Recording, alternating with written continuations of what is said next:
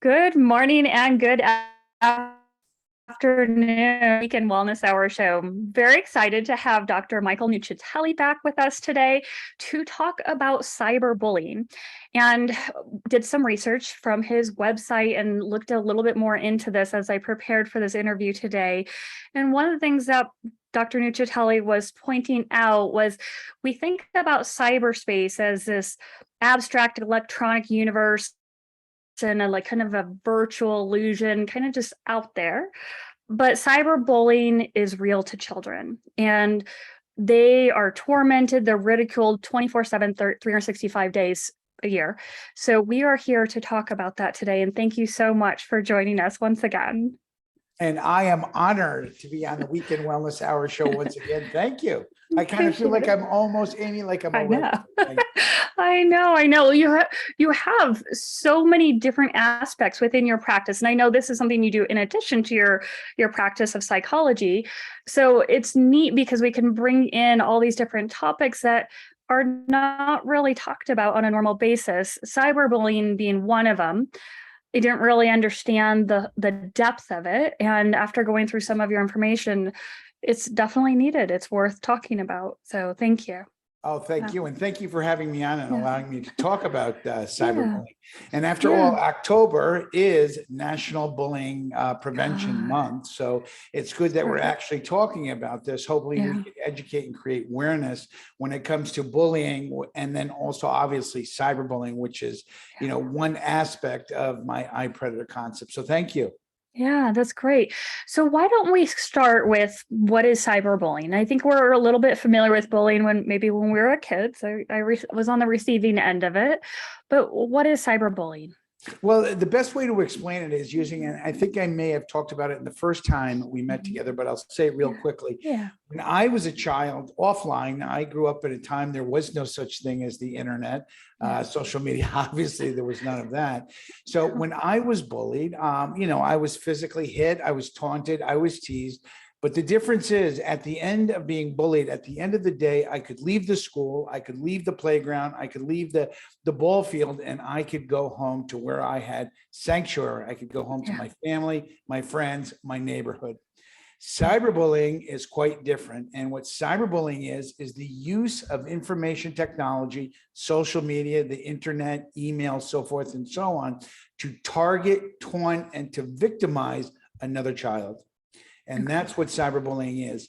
So I mentioned when I was bullied in a pre-information age world, the difference between then and now is the ability to escape. So when I was bullied as a child, just like those of us that are X-Gen, baby boomers, even some millennials, when the bullying ended, we were able to leave and we were able to get sanctuary. Today, and thank you for bringing that up, today's children of the information age, when they are cyberbullied, there is no escape. They can't leave. I mean, they can leave the school. It can be summer break. It can be holiday. But when it comes to social media and mobile device technology, and you said it, children can be taunted and teased 24/7, 365. There literally is no escape. And that's what makes it so traumatic and serious in relationship to childhood trauma. Yeah. And because you can't escape, like, how do you find a safe place? If you are as a child that has a phone, it's not every time you look at your phone that those words are still there for you. So it's not like you can use your phone to connect to someone because the connection to the bullying is still there. Exactly. And just like us adults and today, children of the information age, from the moment a child, and as well as adults, from the moment we wake up to the moment we go to bed, we are proverbially online. Okay. So particularly as it relates to cyberbullying in children, they are, not to say addicted per se, but they are enveloped by, fixated upon all aspects of information technology, whether it be social media, whether it be the type of mobile device they have, whether their school or their district is involved in what's called virtual learning environments, online schooling, that in and of itself has an element of cyberbullying as well. So it's really important for those that listen to us today is to understand the magnitude of what's going on when it comes to cyberbullying. Yeah. Bullying in and of itself is serious, and most children who are cyberbullied are also being bullied at school. But the difference is today with cyberbullying is that the bully can manipulate and encourage others to join in. So what we're starting to see is that children are being targeted, not from the kid at school, but by that kid's friends. And then now online associate that child knows and meets now are all targeting the child. And that is called cyberbullying by proxy. And that is actually one tactic I mentioned in the 42 examples. That's crazy. And when you think about this happening, and one of the key components of cyberbullying you have listed is that it's children doing this to children, or minors doing this to minors. So it's not, luckily it's not adults hopefully participating in this. But one of the things that you kind of mentioned is with kind of classic bullying, children grow up to be adults, and they kind of move through those years and maybe regret or kind of go away from bullying other people, hopefully. But with the cyberbullying, it's something that can continue. And almost, do we know if people grow out of this, or is this something that where you can just continue to poke on someone?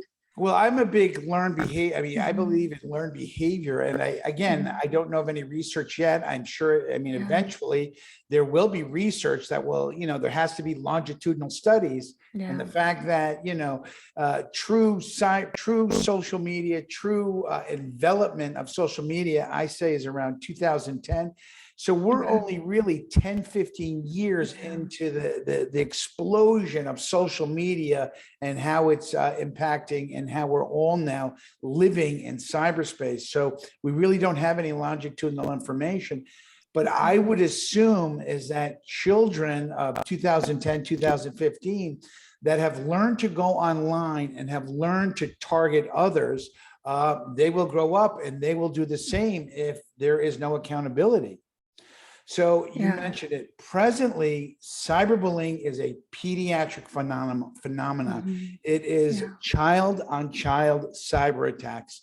I wasn't the one who came up with that. I'm not quite sure who, but presently cyberbullying is among children. Adult forms of cyberbullying would be cyber harassment, cyber stalking, and internet trolling. But with children can also troll, cyber harass, and cyber stalk, and they are also tactics of cyberbullying. But adults attacking adults, that is a different show that we can talk about at a different time. Yeah. So now, when we think about kind of classic bullying, you kind of had it in elementary school. Maybe one kid picked on the others, maybe on the playground. And then maybe in junior high, there was still some of it. And in high school, it had a different flavor to it. And do we see that with cyberbullying as well? Where do we see it in the really young? Well, we see it in the really young. We see it in, not so much elementary school, but we're starting to, because children in elementary school are being, they have access to the internet. Parents and primary caregivers are purchasing mobile devices from them, Android, so forth and so on. So we're starting to see younger and younger children engaging in what we say is cyberbullying. But when it comes to cyberbullying, first and foremost, again, and I hate to be redundant, it's understanding the magnitude of all this. And again, you and I have talked about this on the first couple, is how much time we spend online. We're not talking about internet addiction. That was the last show. What we're talking about today is the amount of time children and adults spend online. As it relates to children are so, and I hate to use the word addicted, they're so dependent upon social media. And what we're finding out is that children, when prepubescence and puberty, starting anywhere from 10 to 11, going up to the late bloomers of 16 or 17, those years of maturation for puberty, that is when a child is supposed to develop their own identity. They begin to no longer look at their parents or primary caregivers as the source for the attention, affections, validation. Now, during the prepubescent and then through adolescence is when the peer group becomes most popular.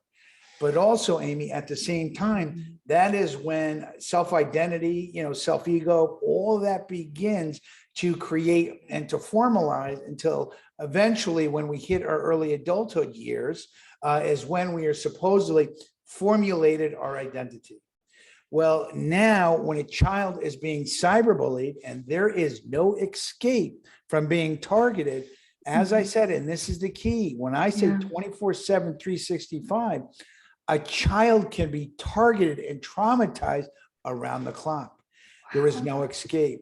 So if you take into consideration the years a child is going through maturation, developing, and you throw in this now constant teasing and taunting and being made fun of, now we see how that could come out and potentially cause a lot of damage psychologically to a child.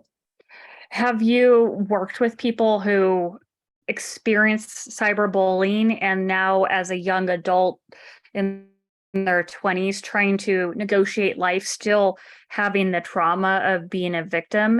Has that come through yet, or are we not quite there yet? Well, there is, and I hate to say this, there's research there that's suggesting, I don't know the actual school, but I was just reading is that victims of bullying and cyberbullying are at much higher rates of being domestic abusers themselves when they become adults.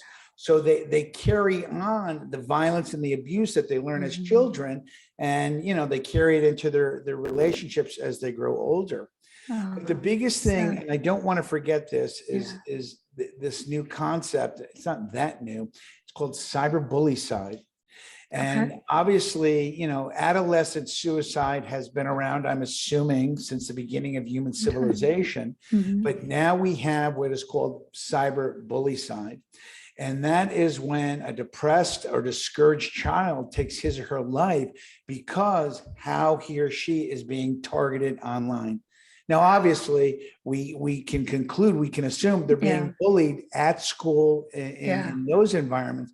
But now you throw in when they're at home, it's on the weekends, it's summer vacation, they're being targeted. Now we can start to understand why cyberbullying is a phenomenon we all need to be concerned about. Yeah, and I can see how that's hard too, because I know kids when I was growing up, they turned to homeschooling. The parents turned to homeschooling to avoid the bullying and the torment. Right. But with cyberbullying, like that could still continue. It's Almost not as certainly. it's not even though homeschooling would even provide that relief where we can focus on something else instead of the bullying and the torment.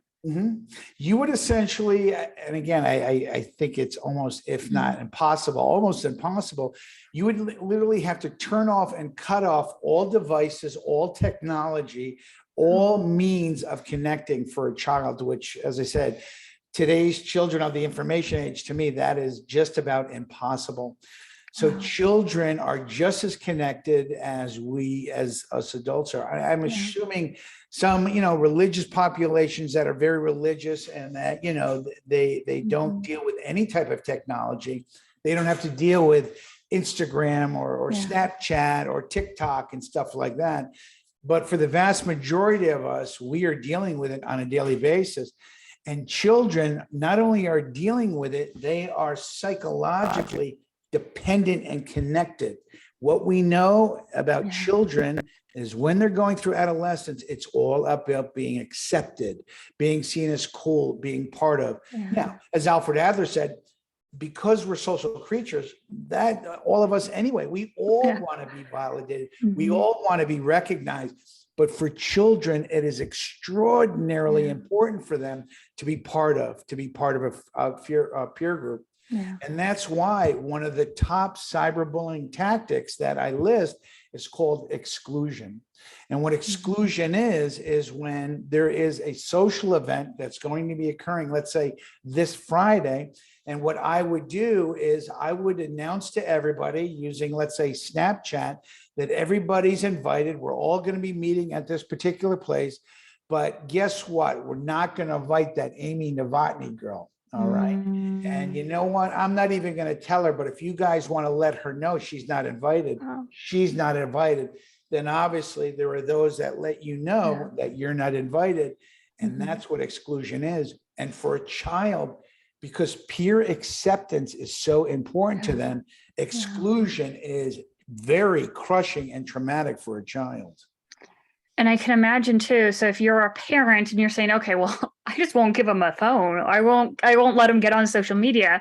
That probably is another kind of way that kids can take that advantage of you and bully you that way too. So you're kind of caught in between. Like if you kind of want your child not to experience that, but then you don't give them the tools, then they get bullied because they don't have the tools to keep them socially connected. Exactly. And one other thing I want to, before we continue, for those of us that grew up in a pre-information age world, is that when we were bullied, it usually was somebody bigger. So when I was bullied as a young child, I didn't grow to 6 foot tall yet until I hit puberty, and I was a late bloomer. So bullying for us, for those of us ex-gen baby boomers, some millennials, when we were bullied, it was usually by a male, sometimes bigger. They had the physical attributes. Now with cyberbullying, physical attributes are no longer necessary. It actually is the child who is somewhat tech savvy, who is pretty good at putting together harsh, content to be able to target another child. So physical attributes is no longer a requirement in order to be a bully. Got it. Gosh, things have changed quite a bit. And I mean, it's amazing, like what you're talking about with all these, 42 tactics that kids can use. And you mentioned one that was the most prominent, you said exclusion. What are some of the other kind of top ones that kids use that are, kind of their call to? They're all serious, and please, and anybody is welcome to download the paper. Everything at my website is public domain. But I would say of the 42, the most traumatic and potentially the most dangerous is called sextortion.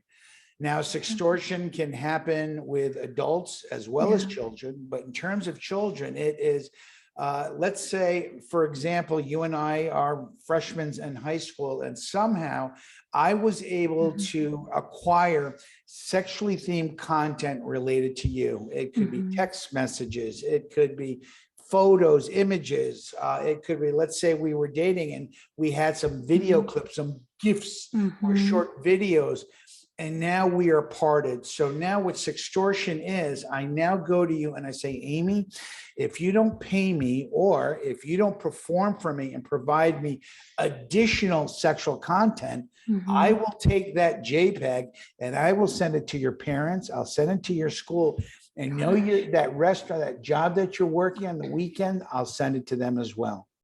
And that's what sextortion is. It's holding the child hostage with the potential of disseminating, disclosure, sexually themed content about the child.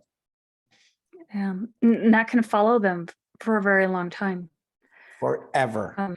And that is a fortunate thing. I hate to say that. But once something is published online, you can delete it. But once you publish something online, particularly if there are others looking at it, you can have it deleted. You can call the GoDaddy, the HostGator, whoever, the internet service provider. You can have it deleted that way. You could get subpoenas. You could do a whole host of different things, but you can never absolutely delete and rid yourself of that content. And it can follow you. In my volunteer work, I remember helping a young lady where something that she had shared with an ex-boyfriend a decade previous, all of a sudden came around as now was being put in her face. Thank God it wasn't such a thing of sextortion. It was more along the lines of revenge porn. But can you imagine something you did in college when you were a freshman? All of a sudden now it's 10, 15, 20 years, later. And now all of a sudden it can be put back online. Yeah. And people still look at that stuff when they judge you, a boss, someone that's going to hire you. They still look at that stuff from long ago, even if you've changed. Excellent. So, Again, we're talking about cyberbullying, but here's a prime yeah, example, Amy, and thank you.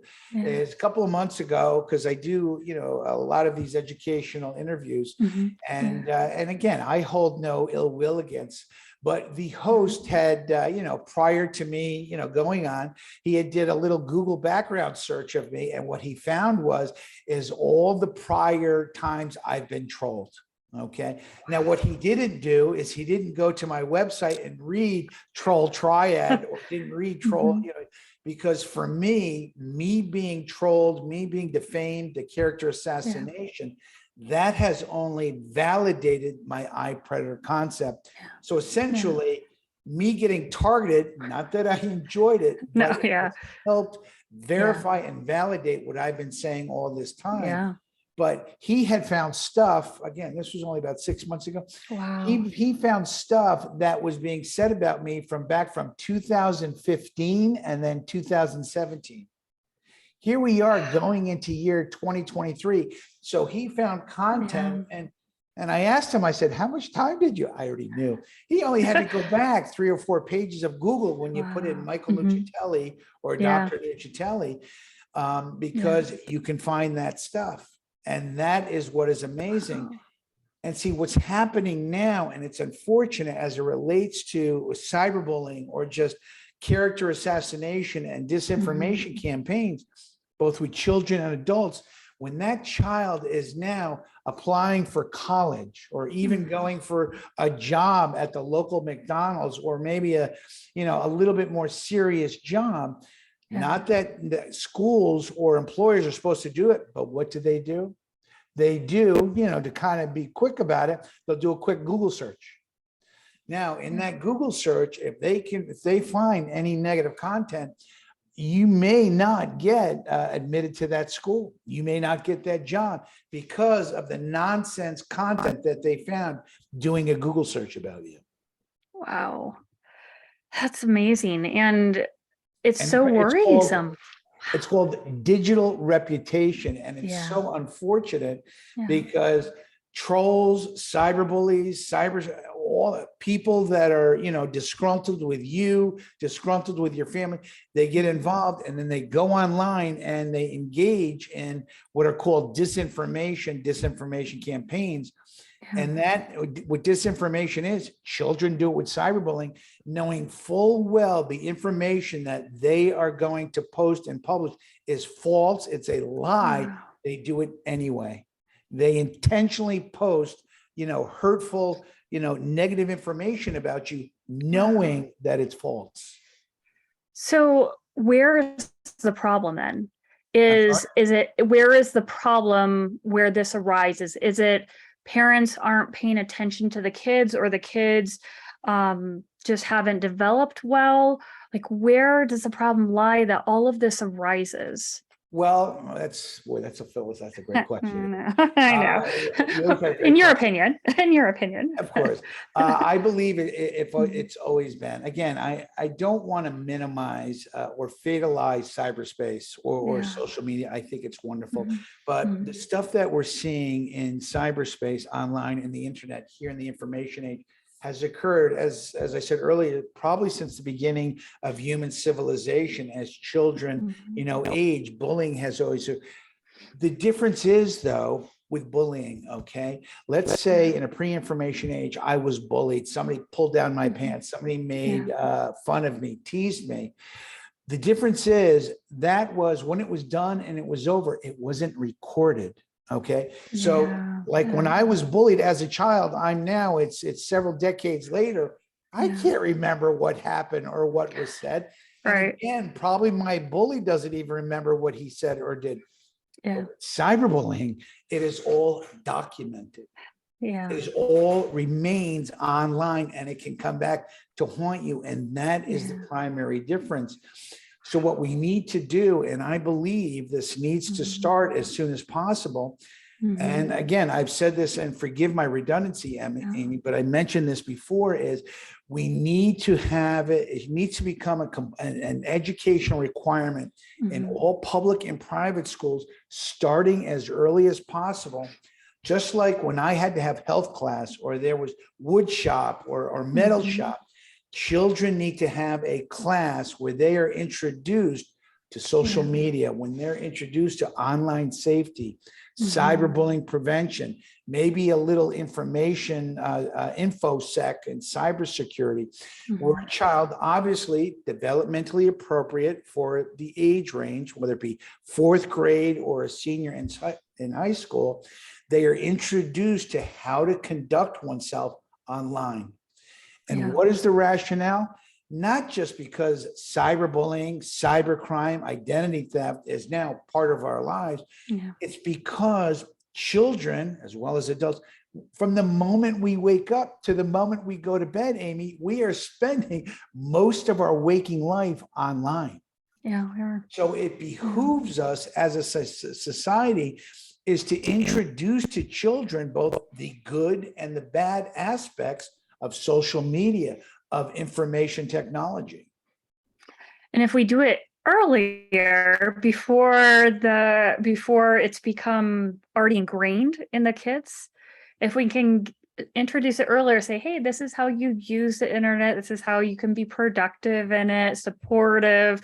You kind of train people in the good aspects of it, but also make them aware this is how we don't use it. And you start to train them on a path. So I could see how this could be something useful, especially in elementary schools. Most certainly. And so if I may, and just like with bullying, there are three, let's say with a fourth subtype, there is the cyberbully, which is the assailant. There is the cyberbullied, which is the victim or the target.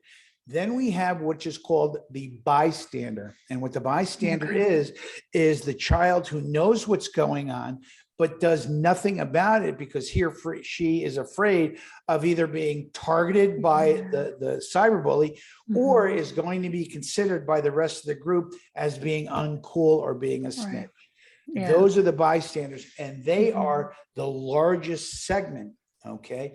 Now, what I believe, again, I can't prove any of this, but I say it all the time. I believe children of the information age, children today, if not 90 to 95% of all children today, if they're not the cyberbully or the cyberbullied, they are the bystander. The bystander is the child that knows that cyberbullying, cyber harassment, trolling is going on within their peer group, but they do nothing about it. Now, the fourth segment, which is the most important of the bystander, is the upstander. And that is the smallest of the pie. And what the upstander is, and this kind of harks to what you had said before, what do we do?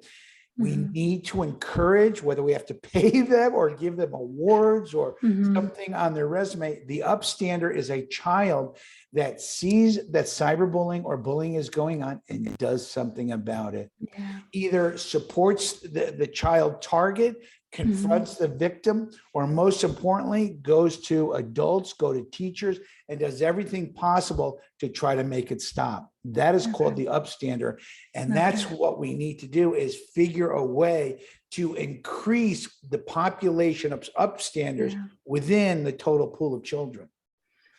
That's amazing. And those were always considered the tattlers, but if we can somehow get it so they're not tattling or not considered tattling, or if we make it more about the results of getting this to stop, that's even better. And what we have to do somehow, whether it be through musicians of the time, actors, celebrities, Hollywood, obviously the schools, we need to make being an upstander cool.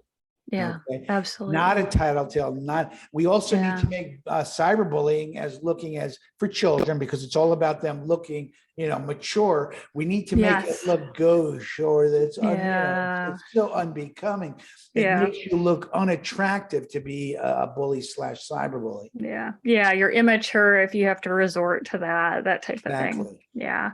Okay, so education obviously is a critical factor in all of this. Do you recommend with parents, do they monitor their kids' social media use? I mean, obviously I know a lot of parents do, but is this something you should be checking on your kids on a daily basis, or do you allow some trust factor?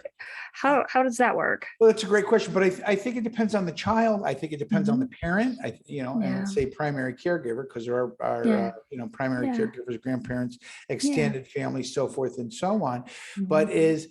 I guess the best way to answer it is it depends, but Mhm. most certainly parents, primary caregivers need to take an active role.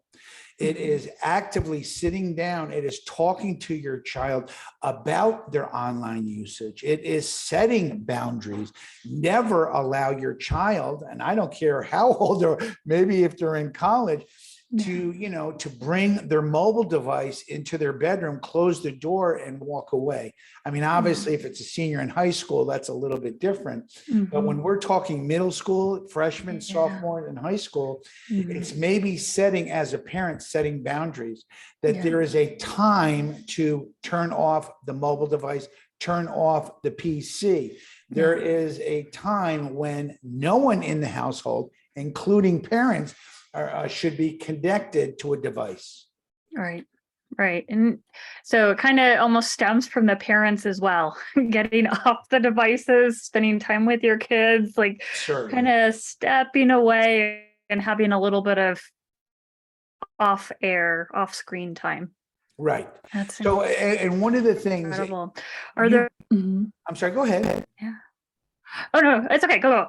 Oh, no, no, you were going, I don't know if you're going to ask about warning signs of cyberbullying or being cyberbullying. I say this all the time. Yeah. You can Google warning signs of cyberbullying Mhm. and you could find, 100 warning signs of the cyberbully, 100 signs of the cyberbullied or the cyberbully.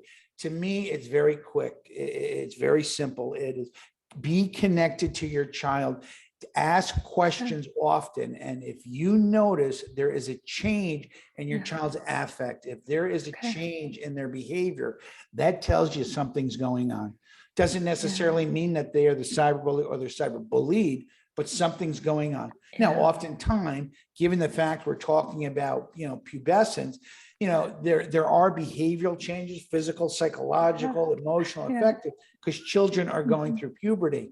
But if a child is being cyberbullied or bullied, Mhm. or if a child is the bully or the cyberbully, you will see an affective change. There is a change in their behavior that you as a parent say, I wonder Yeah. what's going on. And it's having the ability to sit down and to persistently ask and to, in fact, say, what are you doing online? Okay.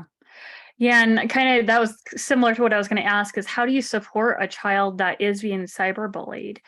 Do you take action and try to get it removed? I mean, Well, contact different social medias? Like, what do you It, do? it, it depends on again, Yeah. it depends on the Child. child, depends Mhm. on their level of maturation. There are Mhm. children, part of their genetic, and their psychological disposition. Mhm. They don't want anything to do with their parents. And if Yeah. they are high functioning children, they have high self-ego, Mhm. then you allow them and you make suggestions. Got it. Okay. Often, just like adults do, basic online safety, if you're getting Yeah. trolled, is to block them. Yeah. Sometimes you can report them to the ISP, the internet service provider. Okay. Sometimes if you're an upstander, it's confronting the person. Mhm. But for parents, it's being open and it's, obviously setting boundaries.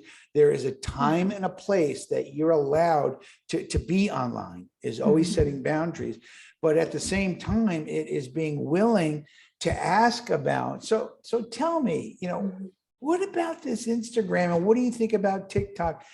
And it's knowing a child is going to look at you and say, oh my God, mom, dad, they're going to look at you like you're an idiot and really not want to explain. But one of the ideas that I came Mhm. up with several years back is called digital dinner. And what Mhm. digital dinner is the family knows that, let's say every other Wednesday, we get pizza and we sit down at the table in the kitchen, okay, or Mhm. someplace. And it becomes, even if you have to put it up on the refrigerator, everybody knows that every other Wednesday is digital dinner and it's Mhm. pizza night. And that is the time where everybody gets together and you as the parent slash primary caregiver, you play stupid. Okay. Even if you have a Got PhD in information security, it. you have Uh-huh. to act as if you Yeah. don't know what Snapchat is or Instagram.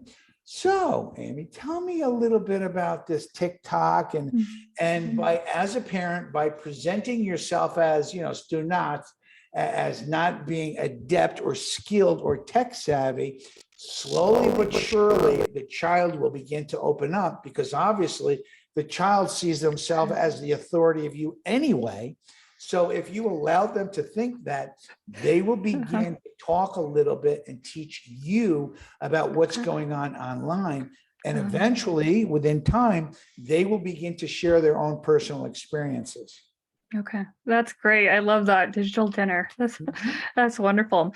Are there anything else that parents should think of, or even just or caregivers, teachers that we didn't really cover that would kind of just help things out, help things kind of shift away from cyberbullying?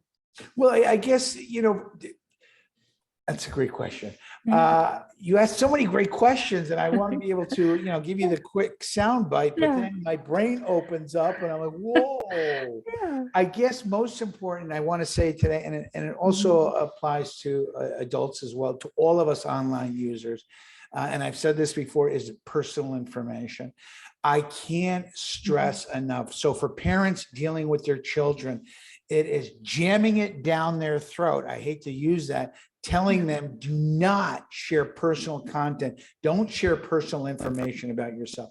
Obviously, anything sexually oriented is personal information, sensitive information. Going online and talking about however you're going to communicate it is do not communicate personal information. Again, we're talking about cyberbullying today, which is child on child cyber Mhm. attack. But Yeah. let's not forget, if a child goes online and begins to share or communicate that they are discouraged, that they are upset with their parents, well, Yeah. not just children, but well, let's not forget over here Yeah. are online child predators. Yeah. Online child predators are adults that are Mhm. looking for children that are what? Are discouraged or angry and are Mhm. disenfranchised about their family. And what they Yeah. do, they swoop in and now they are encouraging and loving and gift giving. And they're all about supporting that discouraged child. Yeah. And that is another type of predator. Yeah. Okay. So, but specifically with cyberbullying, it is teaching your child is to not share personal information. Now, obviously, a lot of personal information is shared and exchanged offline. So you can't tell a child not to share anything offline, but it's teaching them and getting them to understand that what you share with your friend at school offline, guess what? It can inadvertently end up online tonight or tomorrow, Yeah. Yeah.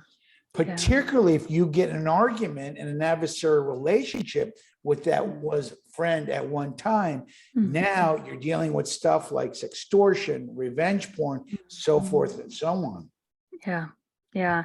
And I think it's great when you talk about how the personal information sharing can explode into the cyberbullying because sometimes, as kids, you don't really understand the full implications.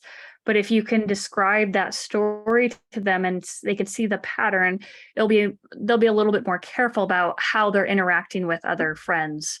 Or Exactly, yeah. exactly. And Yeah. you don't want them to become so introverted and Yeah. private that they're paranoid.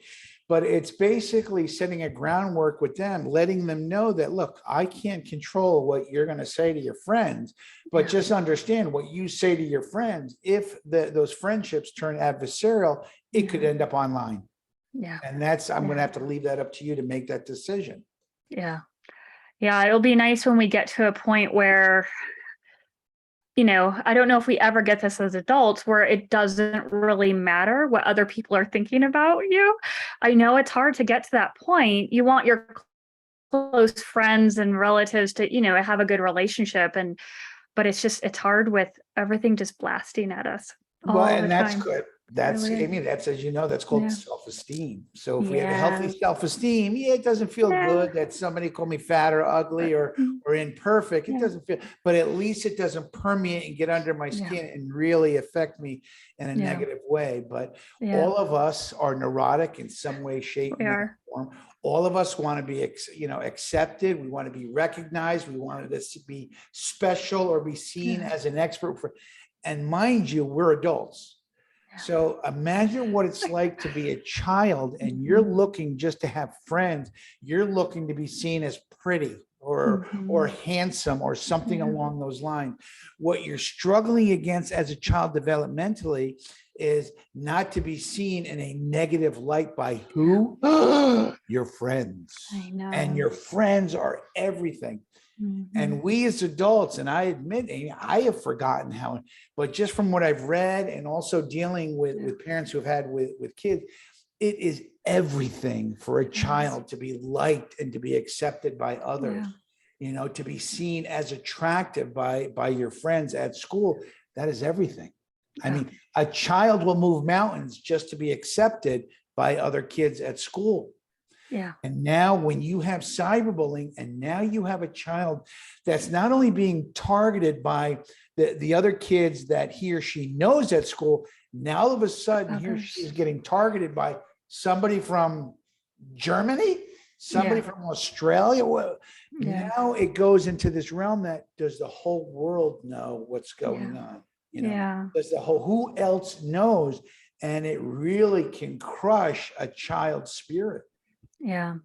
This is amazing content. Do you know of any schools that are starting to implement this yet, or is it still too new and they haven't really started I talking don't, about it? again, I'm assuming across, I mean, I've read across the Yeah. nation that they, particularly during National Bullying Mhm. Prevention Month, Yeah. they host, togethers, they bring Yeah. in outside agencies, which is wonderful. But Yeah. Amy, what I believe, and again, I'm not pushing my theory of Yeah. predator because there's 7 other typologies of online Mhm. assailants, Right. but we have to understand because this applies. Children from the moment they wake up to the moment they go to bed, they're online. Let's not take into consideration online gaming. That multi-billion-dollar industry is working. Yeah. But That's now different. we're moving into the realm of virtual learning environments Mhm. where what's going to happen in 50 years from now? Are there still going to be brick and mortar schools, or Mhm. is everything going to move virtual? Yeah. We have to understand the magnitude and the impact of what's going on. So when a child is bullied offline, you're fat, Michael, okay? It hurts, all right? Mhm. Now I can go home and I can look in the mirror, I can eat my Fritos, I can hang with my friends and my mom. Oh, you're not fat, you're just Yeah. husky, okay? With Mhm. cyberbullying now, that fat now, I'm not only called fat, but now 50 other people on that social media platform are now targeting at me because I'm fat. And now Yeah. not only are they targeting me and calling me fat, now they're creating memes, however you want to say. They're Yeah. creating images and they're creating a whole new, and that's actually one of the cyberbullying tactics. Multimedia bullying is where you use different media formats to target, to taunt, and tease another child. In a pre-information age world, Amy, what would you do? Draw it on a piece of I paper, know. maybe? Yeah. Now you can use Photoshop. You can use Yeah. so many different media venues to target a child. One of the 42 is web page assassination. Now, I had it did to me is my troll purchased michaelnuccitelli.net, created a full website, Oh. michaelnuccitelli.net, and began to put out information saying that I supported sexual exploitation of children. Oh my gosh. No matter what, I would have had to have gotten a subpoena from a judge just to get the internet service provider to consider shutting it down. And that would have cost me a lot of money and it wouldn't have been a guarantee. Now, imagine that for children. Oh. Children create blog posts. If they have a little bit of money, it's not that expensive. Mhm. They buy and launch a website of Amy Novotny and her love, blah, blah, blah, blah, blah. Yeah. And that's what they do. And that is just Wow. one of 42 different methods of targeting a child. It's incredible. I mean, I wouldn't even think about all these ways that people have the time to do this to each other. It just blows my mind. Well, Amy, and that's a great, Wow. when you say people, and Yeah. I can't answer it, are children learning from adults how to Yeah. exploit and taunt, or are Yeah. adults learning from children? Because goodness, I'm sure there's more than 42 out there. It's just that so Yeah. far of the new ones, the different names, they all fall within the 42, but Yeah. 42 ways to taunt, to harass, Wow. and exploit another child. And guess what? It's a child who's doing it. Yeah. It's like, how are they learning so young to harm another person, another child? Like, that's so young to learn how to do that. And in so many different ways. It's one thing, like you said, when you're a kid in classic bullying, when someone's stronger and pushes on a kid that's smaller, that's awful. But that's like, you can see why that Yes. happens more. Yes. That's a little bit easier to understand. It's a very simplistic problem of a bully and a victim. Yes. But with And the if, cyberbullying, it's, different. if I may, and again, Yeah. we didn't talk about it today, but with bullying, as with cyberbullying and with children development, it's all about Mhm. peer acceptance. Is that the child, the Yeah. bully, cyberbully wants to be seen as cool, wants to be seen as, strong or accepted by the other peers. We didn't go into the type of cyberbullying today, but the vast majority, if not all children, they cyberbully other children is because they want to be accepted and they want to be seen as, exceptional amongst their peers. Yeah. That's why children do Yeah. it. Okay. Now, obviously, when children move into adulthood, the reason why you target others are for reasons other than peer acceptance, because now you're a full grown adult. So, but when it relates to children, it's always understanding whether you're a parent and you find out your child is the bully / cyberbully, Mhm. its understanding is they are looking, I'm not justifying why they're doing Yeah. it. Yeah. It's understanding where it's coming from. Yeah. It's all rooted in peer acceptance. Gosh, that friend thing. It's friends, connections. It's like you said, that's the most important thing to kids. And Most important. yeah, that's amazing. Well, I I really appreciate you coming on again today. How do people get more information? So I just kind of give us your website where they can find this information about cyberbullying. Sure. ipredator.org, Okay. .net, or .co, no M after the C. Okay. So at ipredator.org, all my content, all my assessments, everything I've created is free. It's public domain, and you can Awesome. print it out, and you don't even need to give an email address. The only thing I ask is that you take the time, you think about it, and you begin, and particularly as it relates to cyberbullying, is to understand that your child is involved in some way, shape, manner, or form. If they're not the cyberbully or the cyberbullied, they are the bystander. They know what's going on. Yeah. It affects everyone basically. So. Most certainly. Yeah. Yeah. Well, thank you again. And thank you all for joining us today. Really appreciate having you here. Please check out Dr. Nuccitelli's website. There's so much good information in there for everyone, for adults, for your children, for everyone. So please check it out. And thank you again for joining us. We'll see you again next week. Bye now.